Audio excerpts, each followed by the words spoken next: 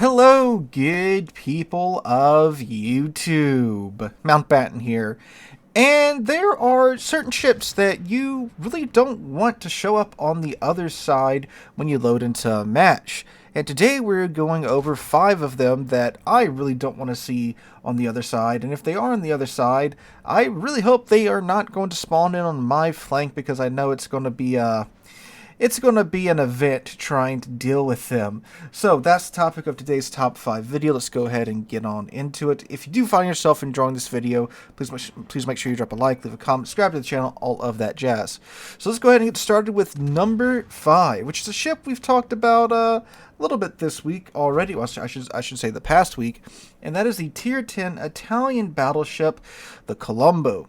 The Colombo, man, she had her own video last week. She was talked about quite a bit in the comment section of last Monday's top 5 video. The Colombo is a little cracked at the moment, to say the least. So the Colombo, with her 15-inch sap shells, man, sap just hurts when, well, really in any situation, unless you are a destroyer, then you get, you're lucky enough to have the reduced damage input from battleship caliber sap, but there's really no way to cut it. If you eat a Colombo salvo, and it's a unique upgrade Colombo with that 6% buff to their dispersion on top of the 7% buff to their dispersion from the normal dispersion mod. Yeah, I mean, no matter how you angle, it feels like Colombos are always chunking you for like 15, 16, 17k. In last Monday's video, there was a clip in there where I chunked a Stalingrad for 33,000 damage. An angled Stalingrad, right? So, yeah, that's always fun when it doesn't really feel like, no matter how you angle or position your ship, you're just losing, 13, 14, 15k. And what's doubly aggravating when fighting against a Colombo is that it always feels like when you got the perfect shot lined up finally, he slips up, he turns a little bit too hard, you got his broadside, and you got your AP in the tubes, and you're about to make him pay for removing half of your HP in like 2 salvos. They smoke up, right? Because they get the Italian exhaust smoke, they can pop it, run at full speed, and now they're undetected. It's just so frustrating to try and deal with them, especially when you have a good Colombo player with that unique upgrade slotted on the last mod slot. It is, yeah, and again, it doesn't matter if you're in a battleship like a GK or a Preußen, something heavily armored, or if you're in something, with a little bit thinner skin like a cruiser. Sap doesn't really care. It's going to pin, it's going to do its damage, and in fact, if you're in something a little more lightly armored, you're probably going to get 1 or 2 shotted by a Colombo, given how crazy the Sap Alpha is. So, yeah, we spent a whole video on this ship last week. I won't get too far into it, but it is something that has been very frustrating recently with how good the Colombo is since she got her unique upgrade. Alright, going our way down now to number 4 is a ship that was removed but still continues to be a thorn in my side and everybody else's side, and that is the Tier 10 premium British battleship, the Thunderer. Yeah, the Thunderer, there are ships that get removed from this game, even some very, very good ships. And after, a few months of them being removed, you don't really see too much of them anymore. Typically what happens with these ships, in the Thunderer's case, they release a ship, it's a little bit too powerful. A few months later, they pull it from the armory or the shop or whatever, and they may come back again, sand containers or something like that. But once the newness wears off, you tend to see less and less of them over time. The Thunderer, it's still in like every other match, at least over here on the North American server, because quite frankly, it is that good. It's a ship that's kind of in the same boat with Colombo. It doesn't really feel like, anything that you do in order to mitigate damage income from a Thunderer, you are going to either get chunked or get burned down in the case of the Thunderer. Why? Well, the Thunderer is a Conqueror with, well, it's actually a configuration of the Conqueror way back in the day when the British battleships first came out. You could have the 12 6-inch guns that we have on the Conqueror nowadays, or you could have the 8 18-inch guns like you get on the Thunderer. But they removed the 18-inch guns from the Conqueror, and they later released the Thunderer as, well, what you see today. So she's got 8 18-inch guns with high levels of accuracy and a low reload time. Now, she has been nerfed a bit since she was, originally released. They nerfed the range, they nerfed the detection a little bit on the Thunderer. So now, basically, if you want to get the good reload time with these accurate 18-inch guns, you have to take the module, but you only have like a 21-kilometer range. But you can still take the Ranger mod if you want that 25-kilometer range, but you have a longer reload time. You used to be able to take the reload mod and still have like a 23, 24-kilometer range on the Thunder, which is beyond crazy for a ship with his guns as accurate as the Thunderers are. And that 18-inch AP, it's accurate 18-inch AP. So you can chunk the living crap out of battleships and heavy cruisers, and shoot, the HE is so good. You can Citadel light cruisers with the HE because of the caliber of the shell, and given how accurate the guns are, you're only throwing 8 HE shells at the target, but when 6 of them are hitting every salvo, if your aim's good enough, yeah, you're starting fires, you're doing high levels of HE damage, HE alpha damage to the target ship. So it is just absolutely infuriating trying to play against Thunderer. And again, it's easier today than it was back in the day. Back in the day, they used to be able to do this from 24 kilometers away. Thankfully, now they have to be a little bit closer. But again, like the Colombo, thanks to the excellent concealment on the Thunderer, which, keep in mind, did get nerfed, but it still has like a 12.3 kilometer concealment range. You can easily be bullying other ships and then just silence your guns, go undetected, and slip away into the night. Oh, the Thunderer also has the Conqueror legendary mod baked into it, so it has basically cruiser rudder shift time.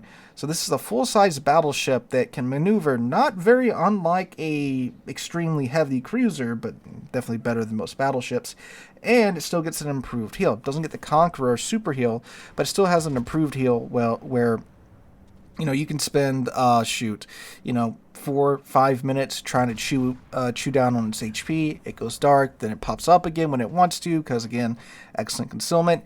And now, half of your work's been undone, and they just proceed to burn you down with their highly accurate British BBHE with excellent fire chance.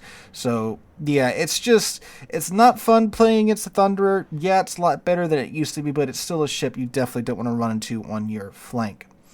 Alright, going our way down now to number 3, we have the Tier 10 Pan-Asian light cruiser, the Jinan. Jinan, again, another ship that's gotten really good recently with a couple of buffs that she received in the most recent update.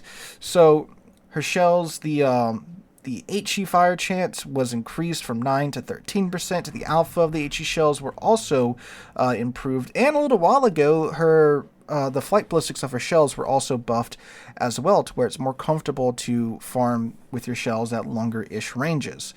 And for some reason, they also buffed her deep water torpedoes, which is kind of goofy, considering the Jinan was always a quite terrifying ship to try and run up against in a battleship, because that this thing can crap out 40 torpedoes because she gets 2 launchers per side, and she gets the reload booster. So, normally you could crap out 20 torpedoes. But now you slap the Y button, you get your 5-second torpedo reload, and you've got another 20 torpedoes coming on your way, because you get 2 sets of 5 torpedo tubes per side, and they're deep water torpedoes that already did crazy levels of damage to battleships and aircraft carriers and the like. But now it does even more, and it's an even better farmer thanks to the improved HE alpha and now improved fire chance. 13% fire chance now. Good God, with a cruiser that is, essentially a giant Atlanta. Yeah, pushing into this thing, it sucks. It sucks so much right now. And what's really crazy is that I didn't really think the Jinan really needed these crazy buffs, but she did get it, and now, yeah, she is one of the best area denial cruisers, especially when it comes to dealing with battleships, thanks to, again, the improved HE alpha, the improved torpedo damage, and the improved fire chance. Now, the Jinan, at least unlike the Thunder and the Colombo, the Jinan, if the Jinan player does mess up, oh yeah, you can absolutely punish them because it is a Jinan. The armor on the Jinan is quite weak. But all the Jinans I've been running into here quite recently, they are very good at staying undetected, staying in their smoke, sitting behind islands, and just farming the ever-loving crap out of my precious battleship. So, yeah, it's not just battleships that the Jinan is now even better at dealing with. It's, well, really anything, especially destroyers with the improved HE Alpha. I mean, my god, the Jinan was already really good at murdering destroyers in the first place, and they buffed her, the flight characteristics of her shells, and now with the improved HE Alpha and the improved fire chance, oh yeah, you don't want to go anywhere near a Jinan with anything that's not either a heavy cruiser with Hydro or a heavy cruiser with radar, because it will probably melt you down as well. It can even bully other light cruisers quite well because it does have AP, and again with, rapid firing 127mm guns, you slip up, show the Jinan broadside, and another, really even like a heavy cruiser from close range. The Jinan can and will eat you alive. So yeah, I never like seeing Jinans on my flank, especially when I have to push into them, because I know even if we manage to kill the guy, he's going to burn down pretty much most of my ship. It'll probably kill one or two of my other teammates, given how recent matchmaking has been going. Yeah, I'm not sure if it's just me, but like matchmaking here recently, it's been something special, and I'll leave it at that. Alright, going on down now to number 2, we have the Tier 10 Premium German hybrid cruiser, the Hildebrand. The Hildebrand, man, the Hildebrand it's just annoying. It is so annoying to have a Hildebrand on your side. Especially, again, how matchmaking has been with these hybrid ships, considering it doesn't take their hybridness into account when it's putting teams together. We'll wind up with, CV, it's a CV game. Each side gets a CV, then for some reason, one side might get one hybrid, the other side will get two hybrids, and my luck recently has been the other side gets like a Hildebrand and another hybrid ship, and we get, a more normal hybrid ship. And by that I mean the Hildebrand, it's not like the older hybrids in game, if you will. Like the Kearsarge, the Issei, the Tone, all of those hybrids are their base class first when it comes to performing their duties in game. Like the Issei is still, primarily a battleship. You meant to do battleship things with it first, then hybrid things with it second. Like the Kearsarge.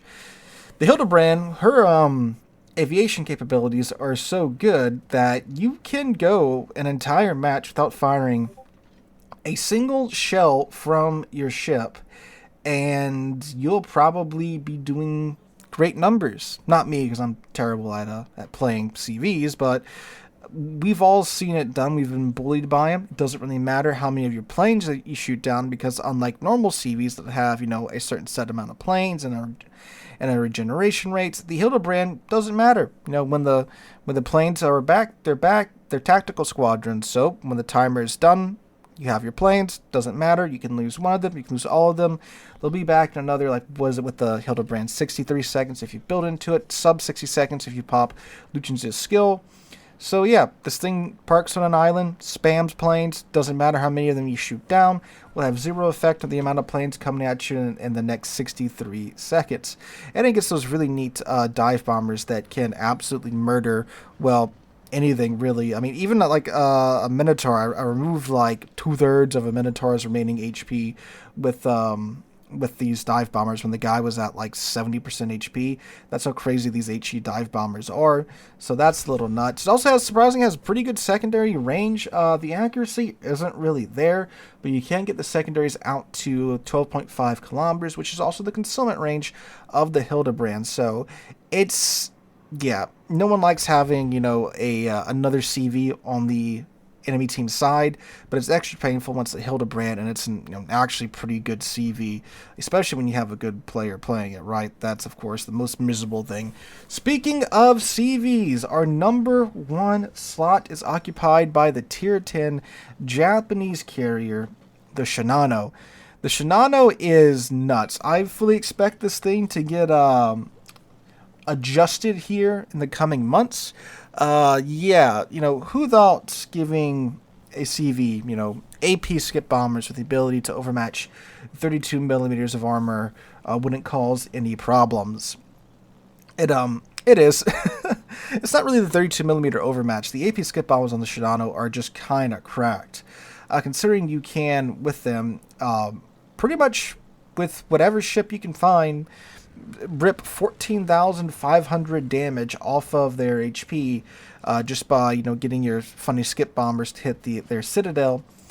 Yeah, that's citadel damage too. In the past with skip bombers, it's been HE damage. HE damage, the fires and the fires that they cause, you can repair a decent amount of that. But this is citadel damage. Citadel damage. Most ships, of course, can't regenerate an overly large amount of citadel damage. But the Shinano, doesn't matter. Planes will be back in a couple of minutes. We'll take another 14k off of your HP bar. That's, that's fun.